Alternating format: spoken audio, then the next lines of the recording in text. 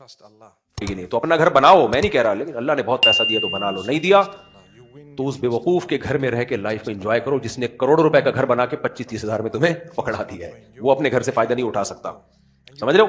وہ نہیں فائدہ اٹھائے کیونکہ اتنے کروڑوں روپے لگا کے انسان استعمال نہیں کر پاتا اس کو.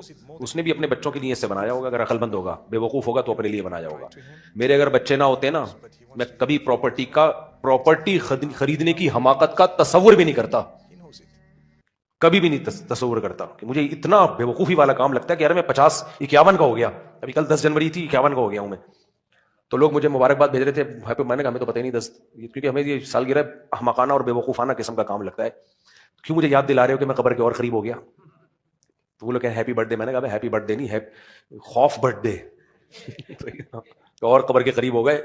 تو اب اس عمر میں اگر اپنا گھر بناؤں تو کیا، ہاتھ ہی نکل گیا، دم رہ گئی بھائی، زندگی پوری نکل گئی ہے، تھوڑے سے دن رہ گئے ہیں.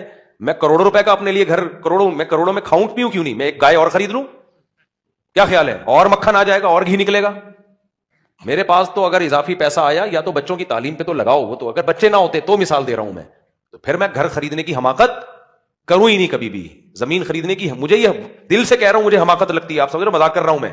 بھائی کھاؤ پیو، مر گئے، کرائے کے گھر سے جنازہ بھی ہلکا، تکلیف نہیں ہوگی. مر کے جب جنازہ نکلے گا آدمی کہے گا غفار بھائی کا گھر تھا، ہمارا کون سا اپنا تھا، چھوڑ کے جا رہے ہیں، غفار بھائی جا رہے ہیں، آئندہ سے آپ کو کرایہ نہیں دوں گا میں. تو جنازہ تو آپ کا نکل رہا ہے، میرا تھوڑی نکل رہا ہے، کرایہ گیا آپ کا.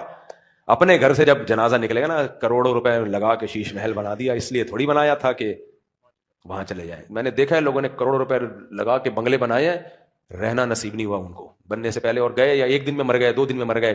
تو 50 سال کے بعد تو گھر بنانے کا سوچنا ویسے ہی غلط ہے. سمجھتے ہو؟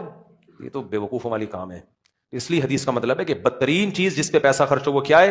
تعمیر. تو بدترین کا مطلب سمجھ میں آیا؟ اس کو سب سے لاسٹ میں رکھو، سب سے اینڈ.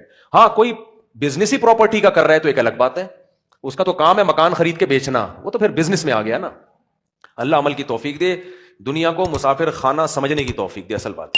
چلو بھائی کافی ہو گیا میرا خیال.